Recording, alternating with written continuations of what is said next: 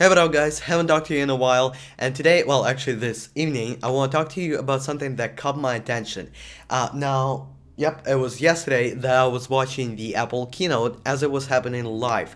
And I recorded the whole thing, and then I cut the portion with the iOS 7 introduction out, and I posted it to YouTube so that people can get a look at it because Apple's website wasn't showing it properly, not for everyone, at least not for me, and it's not the first time because a lot of people are trying to watch it and the servers get overloaded. So I posted it on YouTube so my subscribers can get a look at it as fast as they could.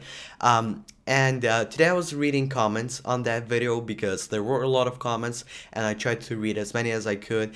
And there was a conversation between four people that really caught my attention and that I wanted to talk to you about because those four people had actually great points to say. Now, I'll read them, the comments very quickly, don't worry about that. But just before I do, I want to get into sort of a little bit of introduction. Basically, there are two people arguing that Android is better and two people arguing for iOS 7.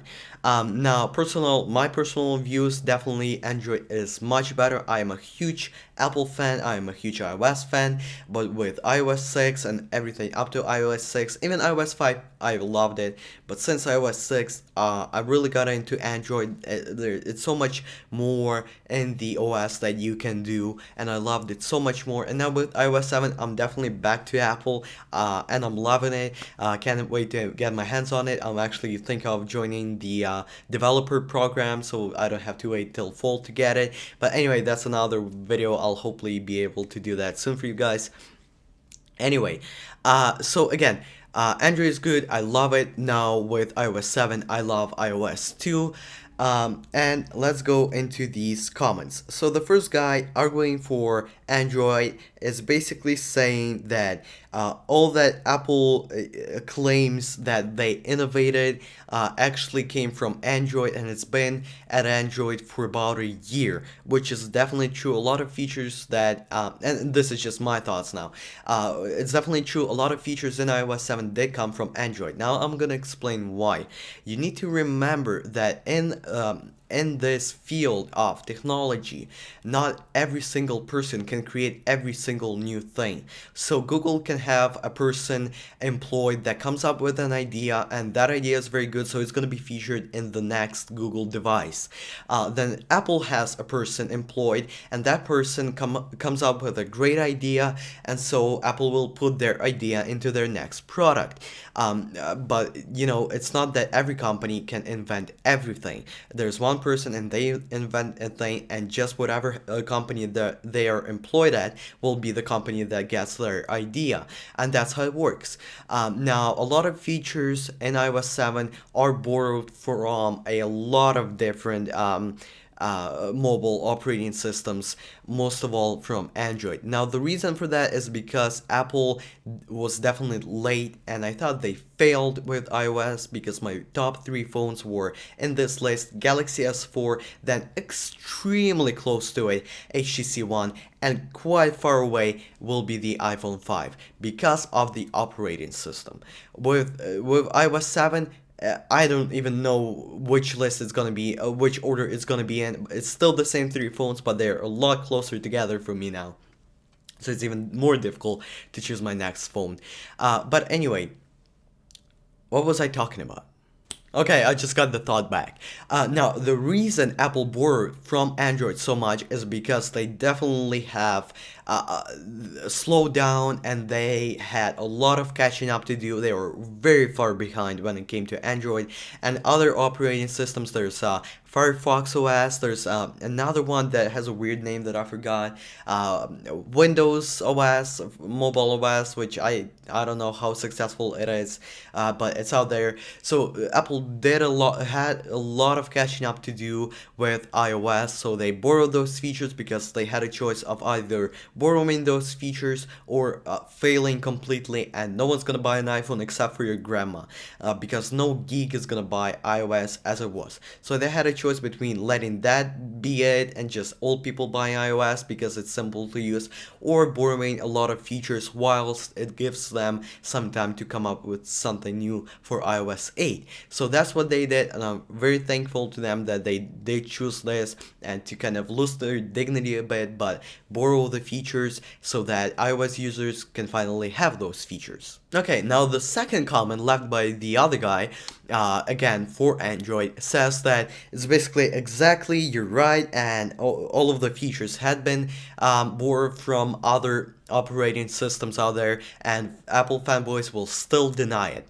Which I don't think is true. I'm personally not denying it. All the other technology people that I watch on YouTube, that being Unbox Therapy, Mark Watson with the SKB channel, TLD Today, all of those people, they're not denying it. I'm not denying it.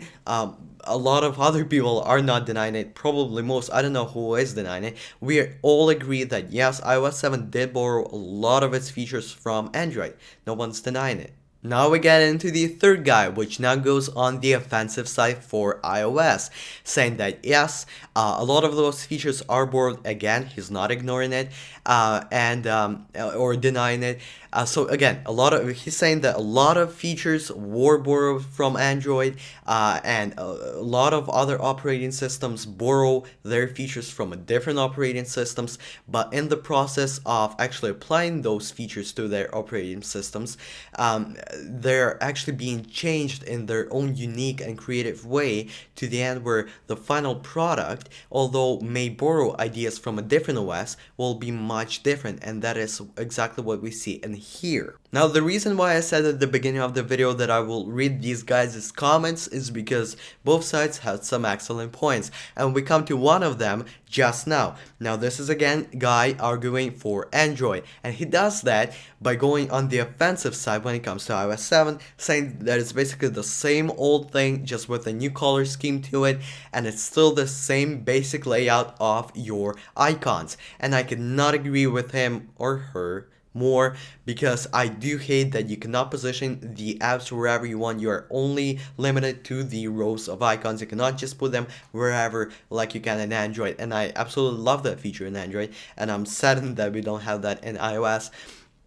And then plus widgets, which is something that Apple kind of were the first one to put in. I'm not saying they invented them, they might have, I'm not sure, but it did go from Mac OS X then to Windows, I believe Vista, I'm not sure, but it did go from Mac OS X to Windows and then to other operating systems. So Apple were the ones that kind of started that, and they couldn't even put that into their own damn operating system. So it's definitely, we are limited to those rows of icons, which are annoying. I wish that would change, but it hasn't. So again, a good point. Now, not to be derogatory to anyone out there, but it just seems that as I read these comments, it seems like the guys arguing for Apple kind of seem more intelligent than the guys arguing for Android, because they do use all capitals, screaming out different points, whereas the guy who's arguing for iOS just calmly explains his point. But anyway, again, not to be derogatory,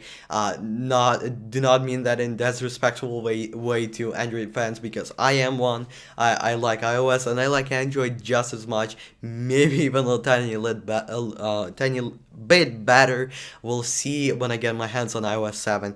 But for now, I like both operating systems just as much. And that's basically what the guy arguing for iOS says now. He says that before you get your hands on it and actually try it out, maybe you should, retain from making comments like that. And now we come to the last two comments. Basically, now for Android, the guy is saying that because people accept everything that Apple gives them, Apple will stop innovating, because they can just come up with everything, anything I mean, and people will buy it, which is definitely not true. People have spoken and they have definitely yelled out that they hate the setup of iOS 6, and look how Apple reacted to that. They definitely made the biggest change to iOS since the iPhone came out. All iOS, all the major 6 releases of iOS looked more or less the same, and now because people were tired of it, because people have had spoken out and said that they are tired of it, Apple listened to them and Apple changed the OS completely, and it looks completely different but still familiar, which is definitely nice. So again, that's definitely not true. People will not buy just anything. People will buy exactly what they want, and if it's not that, then they will try to change it, which is exactly what they did, and Apple has responded with innovation. And coming to our last comment, it's short, so I'm gonna quote it exactly as it is.